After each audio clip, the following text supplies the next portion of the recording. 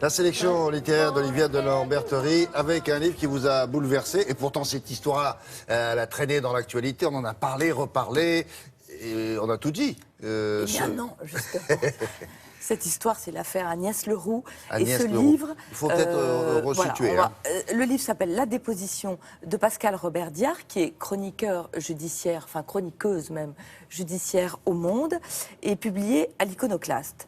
C'est un livre extraordinaire parce que c'est à la fois un polar, un thriller judiciaire et une grande histoire de famille avec un secret qui terrasse tout le monde et qui transforme la famille en un champ de ruines. À la fin du livre, comme jamais, j'avais le cœur à l'envers, le cœur broyé, il était cassé en mille morceaux à côté de mon fauteuil. Vous la connaissez parfaitement, cette histoire. Oui. Et même l'épilogue. Oui. Mais sauf que le livre est raconté du point de vue du fils et c'est ça qui change tout. L'affaire Agnès Leroux, octobre 1977, une jeune femme disparaît, le corps n'est jamais retrouvé. Le principal suspect, c'est son amant, Maurice Agnelet. On est à Nice, ça fait les choux gras des journaux, ça fait parler pendant des années. Une héritière des casinos, de l'argent, un amant, un homme terrible, Maurice Agnelet, mais en même temps franc-maçon, directeur de la Ligue des droits de l'homme. Bref, plusieurs procès à répétition. Il est gracié, condamné, regracié. Et en 2014, son fils arrive, accuse son père et Maurice Agnelet est enfin condamné. Qu'est-ce qu'elle fait, Pascal Robert-Diard? Elle a tout suivi. À la fin, condamné. C'est pas un jugement. Elle dit pas enfin condamné. Non, Elle à la fin, condamné. Et à la fin, il est condamné. Pascal Robert-Diard, elle a tout suivi. Et quand le fils accuse le père, elle est là et elle raconte l'effroi, elle est saisie, et donc elle a envie d'aller rencontrer ce fils pour essayer de reconstituer son histoire. L'histoire, elle est dingue. Guillaume, il a 8 ans quand éclate l'affaire. 10 ans, il part au Maroc avec sa mère en peut plus du père, donc il est un petit peu éloigné. Et puis, il va mythifier ce père qu'il ne voit plus, qui est parti s'installer au Canada. Donc, 13 ans, il part s'installer au Canada, il retrouve son père, qui est avec une nouvelle femme, il a un nouveau foyer. Et puis, il a 14 ans, quand il y a un mandat international qui est lancé contre son père, le père revient en France. Il vit tranquille jusque-là. Il vit tranquille. Et puis tout d'un coup, boum. Il revient en France, là il va faire 6 mois de prison. Et finalement, il n'y a pas assez de charges contre lui, donc la première affaire, elle s'arrête là. Et là, l'adolescent, il vit avec son père à Paris, chez un ancien amant de son père, qui aime les hommes, les femmes. Ancien amant qui va devenir l'amant de son frère aîné. Oula. Ah oui, il faut suivre. Ah oui, il faut suivre. Oui. Frère aîné qui va d'ailleurs mourir du sida très très jeune. Mais là, vous avez cet ado qui vit avec ce père. Et un jour, le père dit à son fils qui a 14 ans, « Tant qu'il ne retrouve pas le corps, je suis tranquille. » Et le corps, je sais où il est. C'est vraiment comme un ogre qui sème des petits cailloux. Et puis, quelque temps après, son frère aîné va donc mourir du sida. L'enterrement, la mère est déprimée.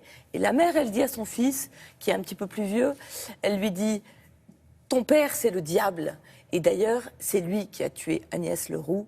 Pendant son sommeil, il lui a tiré une balle dans la tête.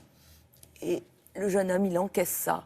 Et une 3e fois, le père va lui dire « Tant qu'il ne trouve pas le corps, je suis tranquille. » Et pourtant, alors qu'il a ces 3 informations, le fils Guillaume, il va être toujours du côté de son père pendant des années. Il va être le bon fils, parce qu'il est sous l'emprise d'un père qui est absolument abominable, qui est très menaçant, mais aussi très charismatique.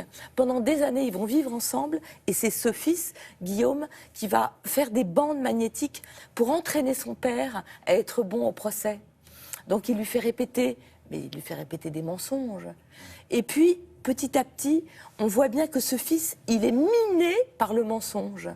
Et donc, Pascal Robert-Diard, elle raconte comment il va essayer de faire basculer sa mère et son frère, qui eux aussi savent la vérité, et comment un jour, il va... Mais il a une vie normale, en dehors de ça, il a une scolarité normale, ça va à peu près, ou il non? Il est informaticien, il a une vie normale, il a une femme, il a des enfants, mais il a une vie qui est vraiment minée par ce mensonge. Ça le pète. D'accord. Voilà. Okay. Et le moment où il va raconter et enfin oser dire la vérité contre ce père que sans doute d'ailleurs il a aimé, hein. Mais je ne peux pas vous dire, c'est un moment d'effroi. C'est sublime. Et en même temps, c'est bouleversant. Hein. Et il va dire à la barre, le secret tue plus que la vérité. C'est vraiment un livre sur un homme qui est miné par le mensonge et j'espère par sa résurrection. Il a 45 ans. Lors du dernier procès, ce témoignage a été décisif. C'est-à-dire, c'est par ce témoignage-là que tout le monde a dit, bon, si le fils le dit, et parce que son père lui aurait dit à 2 reprises. D'accord. Il n'y a pas eu d'appel, Agnelet, il est en prison. Agnelet est en prison. Ce qui est incroyable, c'est les face-à-face avec la mère et le frère, qui eux aussi savent, mais qui ne le disent pas. Ah bah oui. Est-ce que je peux vous dire un mot sur 21 Non, parce que c'est tellement bien qu'on va se garder un petit moment pour le Voilà, pour un bon dire ça. teasing. Mais là, on a pris un peu de temps, pardon, mais ça méritait d'être La bien... déposition Pascal Robert Diard à l'iconoclaste, j'en perds ma voix tellement, je vous jure, ce livre m'a saisi d'effroi. Vous imaginez ça au cinéma? Alors, il y a déjà eu un premier film de Téchinet, mais on n'avait pas encore le fin mot de l'histoire. Voilà, justement. Et surtout, il faut raconter du point de vue du fils. Merci beaucoup.